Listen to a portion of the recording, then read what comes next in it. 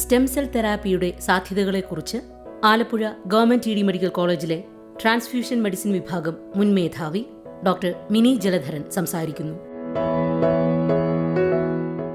നമുക്കറിയാം, രക്തദാനം ആരോഗ്യമുള്ള ഏതൊരു മനുഷ്യനും ചെയ്യാവുന്ന ഒരു ജീവകാരുണ്യ പ്രവർത്തനമാണെന്നും ഒരു രക്തദാനം കൊണ്ട് 1 മുതൽ 4 മനുഷ്യരുടെ വരെ ജീവൻ രക്ഷിക്കാൻ കഴിയുമെന്നും. എന്നാൽ നമ്മുടെ ശരീരത്തിലുള്ള സ്റ്റെം സെൽ അഥവാ മജ്ജ നൽകുന്നത് വഴി മരണാസന്നനായ ഒരു രോഗിക്ക് ഒരു പുതുജീവൻ പകർന്നു നൽകാൻ കഴിയും എന്നത് അധികമാർക്കും അറിയാത്ത ഒരു കാര്യമാണ്. സ്റ്റെം സെൽ അഥവാ മൂലകോശം എന്നത് സ്വയം പുതുക്കാനും സ്വയം വിഭജിച്ച് അതേ തരത്തിലോ അതോ കൂടുതൽ പ്രത്യേകതകളുള്ള മറ്റനേകം തരത്തിലോ ഉള്ള കോശങ്ങളാകാനും കഴിവുള്ളവയാണ്. വിഭജിച്ചതിന് ശേഷവും തൻ്റെ പ്രധാന ഗുണത്തെയും ഘടനയെയും നിലനിർത്താൻ മൂലകോശങ്ങൾക്ക് കഴിയുന്നു. നമ്മുടെ അസ്ഥികൾക്കുള്ളിലെ സോഫ്റ്റ് ടിഷ്യൂ ആയ മജ്ജ ഒരു രക്തനിർമ്മാണശാലയാണെന്ന് പറയാം. സ്റ്റെം സെല്ലിൻ്റെ പ്രധാന കലവറയും അതുതന്നെ. മജ്ജയിലാണ് രക്തത്തിലെ 3 പ്രധാന ഘടകങ്ങളായ RBC അഥവാ ചുവപ്പ് രക്താണുക്കൾ, WBC അഥവാ ശ്വേത രക്താണുക്കൾ, പ്ലേറ്റ്ലെറ്റ്സ് ഇവ നിർമ്മിക്കപ്പെടുന്നത്. പഴയ കാലങ്ങളിൽ ഈ സ്റ്റെം സെൽ ശേഖരിക്കുന്നതിന് മറ്റൊരാളിൽ നിന്ന് മജ്ജ കുത്തിയെടുക്കുക മാത്രമേ മാർഗമുണ്ടായിരുന്നുള്ളൂ. അതിനെ നാം മജ്ജ മാറ്റിവയ്ക്കൽ അഥവാ ബോൺ മാരോ ട്രാൻസ്പ്ലാന്റേഷൻ എന്നാണ് പറഞ്ഞിരുന്നത്.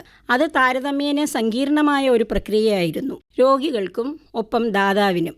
പക്ഷെ അതിന് വിപ്ലവകരമായ ഒരു മാറ്റം ഇപ്പോൾ ചികിത്സാരംഗത്ത് വന്നിട്ടുണ്ട്. സ്റ്റെം സെൽ അഥവാ മൂലകോശങ്ങൾ സാധാരണ രക്തദാനം പോലെ തന്നെ രക്തത്തിൽ നിന്ന് ശേഖരിക്കാനുള്ള സൗകര്യം ഇപ്പോൾ നിലവിൽ വന്നതുകൊണ്ട് ഇത് കൂടുതൽ ലളിതമായി. മജ്ജ കുത്തിയെടുക്കേണ്ട സന്ദർഭങ്ങൾ തുലവും കുറഞ്ഞ് അത്യാവശ്യ ഘട്ടങ്ങളിൽ മാത്രമേ ചെയ്യാറുള്ളൂ. ഇനി സ്റ്റെം സെൽ തെറപ്പി ആവശ്യമായി വരുന്ന ഘട്ടങ്ങൾ ഏതൊക്കെയാണെന്ന് നോക്കാം. ബ്ലഡ് ക്യാൻസേഴ്സ് അഥവാ രക്തജന്യ ക്യാൻസറുകളായ ലുക്കീമിയ, അതിൻ്റെ വകഭേദങ്ങളായ acute myeloid leukaemia, chronic myeloid leukaemia, lymphoblastic leukaemia, lymphoma, non Hodgkin's and Hodgkin's, myelodysplastic syndrome, നട്ടെല്ലിനെ ബാധിക്കുന്ന ക്യാൻസറായ മൾട്ടിപ്പിൾ മയലോമ എന്നീ അസുഖങ്ങൾക്കും ക്യാൻസർ അല്ലാത്ത aplastic anaemia, thalassaemia, sickle cell anaemia അഥവാ അരിവാൾ രോഗം, ഫാൻകോണീസ് അനീമിയ എന്നീ അസുഖങ്ങൾക്കും കൂടാതെ ജന്മന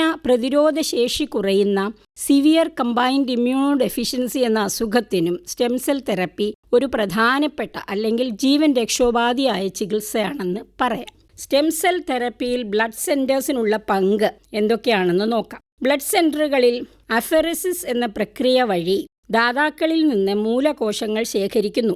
അഫെറസിസ് മെഷീൻ ഉപയോഗിച്ച് ചെയ്യാവുന്ന താരതമ്യേന ലളിതമായ ഒരു പ്രൊസീജിയറാണിത്. രണ്ടാമതായി, നവജാത ശിശുക്കളുടെ പൊക്കിൾക്കൊടി രക്തം മൂലകോശത്തിൻ്റെ ഒരു കലവറയാണ്. ഈ കോഡ് ബ്ലഡ് ശേഖരിച്ച് നിശ്ചിത താപനിലയിൽ സൂക്ഷിക്കുന്നു. മൂന്നാമതായി, ഒരു രോഗിക്ക് ചേരുന്ന സ്റ്റെം സെൽ ഡോണറിനെ കണ്ടുപിടിക്കാൻ സഹായിക്കുന്ന സ്റ്റെം സെൽ ഡോണർ രജിസ്ട്രിയും മറ്റും സൂക്ഷിക്കുക. ഡോണറിനെ കണ്ടുപിടിക്കാൻ സഹായിക്കുക. സ്വയമേവ സ്റ്റെം സെൽ ഡൊണേറ്റ് ചെയ്യുന്ന പ്രക്രിയയിൽ ഭാഗഭാക്കാകാൻ ദാതാക്കൾക്ക് ബോധവൽക്കരണം നടത്തുക. ഇവയൊക്കെ ബ്ലഡ് സെൻറ്റർ നിർവഹിക്കുന്നു. ഒരു രോഗിക്ക് സ്റ്റെം സെൽ ആരിൽ നിന്നൊക്കെ സ്വീകരിക്കാം എന്ന് നോക്കാം. ഒന്നാമതായി, ഓട്ടോലോഗസ്, അതായത് രോഗിയുടെ സ്വന്തം രക്തത്തിൽ നിന്ന് രോഗം നന്നായി കുറഞ്ഞിരിക്കുന്ന അവസ്ഥയിലോ രോഗമില്ലാത്ത അവസ്ഥയിലോ ശേഖരിച്ച് പ്രിസർവ് ചെയ്ത് വച്ചിരിക്കുന്ന സ്റ്റെം സെൽസ് രോഗം മൂർച്ഛിക്കുന്ന സമയത്ത് തിരികെ കുത്തിവെക്കാം. ഇതാണ് ഓട്ടോലോഗസ് സ്റ്റെം സെൽ തെറപ്പി. ഇതത്ര പ്രായോഗികമല്ല. രണ്ടാമതായി, അലോജനിക്, ഇതാണ് പ്രചാരത്തിലുള്ള രീതി. ഇതിൽ ദാതാവിൻ്റെ, അതായത് മറ്റൊരു ഡോണറിൻ്റെ സ്റ്റെം സെല്ലാണ് ഉപയോഗിക്കുന്നത്. ഡോണർ രോഗിയുടെ രക്തബന്ധുവായ മാതാപിതാക്കളോ മക്കളോ കൂടപ്പിറപ്പുകളോ ആവാം. ഇങ്ങനെ മറ്റൊരാളിൻ്റെ സ്റ്റെം സെൽ കുത്തിവെക്കുമ്പോൾ അത് രോഗിയുടെ രക്തകോശങ്ങളുമായി ചേരുന്നതായിരിക്കണം എന്നത് വലിയ വെല്ലുവിളിയാണ്. മൂന്നാമതായി, സിൻജെനിക് അഥവാ ഐഡന്റിക്കൽ ട്വിൻസ്, സമാന ഇരട്ട കുട്ടികൾ തമ്മിൽ നടത്തുന്ന സ്റ്റെം സെൽ തെറാപ്പി. മൂലകോശ തെറാപ്പിയിൽ ഏറ്റവും വലിയ വെല്ലുവിളിയായിട്ടുള്ളത് രോഗിക്ക് മാച്ച് ചെയ്യുന്ന ഒരു ഡോണറിനെ കണ്ടുപിടിക്കുക എന്നതാണ്. ചേരുന്ന ദാതാവല്ലെങ്കിൽ കുത്തിവെക്കുന്ന മൂലകോശം ശരീരം തിരസ്കരിക്കാനും വലിയ സങ്കീർണതകൾ ഉണ്ടായി മരണം വരെ സംഭവിക്കാനും സാധ്യതയുണ്ട്. മാച്ചിങ് ഡോണറിനെ കണ്ടുപിടിക്കാനായി ചെയ്യുന്നത് പ്രധാനപ്പെട്ട ടെസ്റ്റ് HLA ടൈപ്പിംഗ് അഥവാ HLA മാച്ചിങ് ആണ്. HLA എന്ന് പറഞ്ഞാൽ ഹ്യൂമൻ ല്യൂക്കോസൈറ്റ് ആൻറ്റിജൻ. ഡോണറും രോഗിയുമായി HLA മാച്ച് ചെയ്താൽ മാത്രമേ ഡോണറിന് മറ്റുള്ള ടെസ്റ്റുകൾ ചെയ്യേണ്ടതുള്ളൂ. കാരണം HLA മാച്ച് അല്ലെങ്കിൽ ഒരിക്കലും ആ ഡോണറിനെ സ്വീകരിക്കാൻ കഴിയില്ല. ഇപ്പോൾ സാധാരണയായി ഹാപ്ലോ ഐഡന്റിക്കൽ അഥവാ ഹാഫ് മാച്ചാണ് എടുക്കുന്നത്. അതായത് 10 ടെസ്റ്റുകൾ ചെയ്ത് നോക്കുമ്പോൾ 5 എണ്ണം മാച്ച് ആകുകയാണെങ്കിൽ സ്വീകരിക്കാം. HLA മാച്ചായ ഡോണറിന് കിട്ടിയാൽ പിന്നെ ഡോണറിനും രോഗിക്കും വേണ്ടുന്ന മറ്റുള്ള ടെസ്റ്റുകളായ blood group, RH typing, complete blood count, infectious diseases ഉണ്ടോ എന്ന് നോക്കുന്ന HIV 1 and 2 test, hepatitis B and C, syphilis, cytomegalovirus, HTLV virus, Epstein Barr virus ഇവയും ടെസ്റ്റ് ചെയ്യുന്നു. അതുപോലെ തന്നെ ജനറൽ ഹെൽത്ത് നോക്കുന്ന liver function test, kidney function test, blood sugar, electrolytes, chest x-ray, ECG ഇവയും നോക്കുന്നു. സ്ത്രീകൾക്കാണെങ്കിൽ പ്രഗ്നൻസി ടെസ്റ്റ് ചെയ്യും. Clinical assessment ഒരു ഡോക്ടർ നടത്തുന്നു. ഇത്രയും നോർമലായാൽ എല്ലാം പറഞ്ഞു മനസ്സിലാക്കി സമ്മതപത്രം, അതായത് റിട്ടൺ കൺസെന്റ് എടുക്കണം. ഡോണറിന് ഒരു സൈക്കോളജിക്കൽ കൗൺസിലിംഗ് കൊടുക്കണം. അവയവദാനം പോലെ കോംപ്ലിക്കേറ്റഡ് അല്ലാത്ത ഒരു പ്രക്രിയ കൊണ്ട് ഒരു മനുഷ്യന് ജീവിതം തിരികെ കൊടുക്കാവുന്ന ഒരു നല്ല കാര്യമാണ് സ്റ്റെം സെൽ ഡൊണേഷൻ എന്നത് ഡോണറിനെ മനസ്സിലാക്കിക്കുക, മാനസികമായി തയ്യാറെടുപ്പിക്കുക. മാച്ചിങ് ഡോണറിനെ ലഭിച്ചു കഴിഞ്ഞാൽ രോഗിയെ മജ്ജ സ്വീകരിക്കാനായി സജ്ജമാക്കുക. ചിലപ്പോൾ അതിനായി രോഗചികിത്സയുടെ ഭാഗമായി കീമോതെറാപ്പിയോ റേഡിയേഷനോ വേണ്ടി വന്നേക്കാം. ശേഖരിച്ചു വെച്ചിരിക്കുന്ന സ്റ്റെം സെൽ രോഗിയുടെ ശരീരത്തിലേക്ക് സാധാരണ രക്തം കുത്തിവെക്കുന്നത് പോലെ രക്തക്കുഴലിലൂടെ നൽകുക.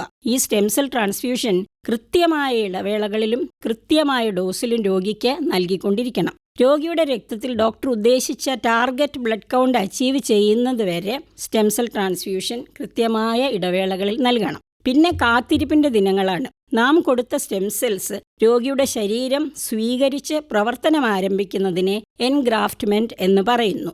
എൻഗ്രാഫ്റ്റ്മെന്റ് നടന്നു കിട്ടിയാൽ രോഗിയുടെ ശരീരത്തിൽ ക്യാൻസർ ഇല്ലാത്ത ആരോഗ്യമുള്ള രക്തകോശങ്ങൾ ഉണ്ടാവാൻ തുടങ്ങും. കൃത്യമായ ഇടവേളകളിൽ നടത്തുന്ന രക്തപരിശോധനകൾ കൊണ്ടും രോഗിയുടെ മെച്ചപ്പെടുന്ന ആരോഗ്യസ്ഥിതി കൊണ്ടും ക്ലിനിക്കൽ അസസ്മെന്റ് കൊണ്ടും ഡോക്ടറിന് ഇത് മനസ്സിലാക്കാം.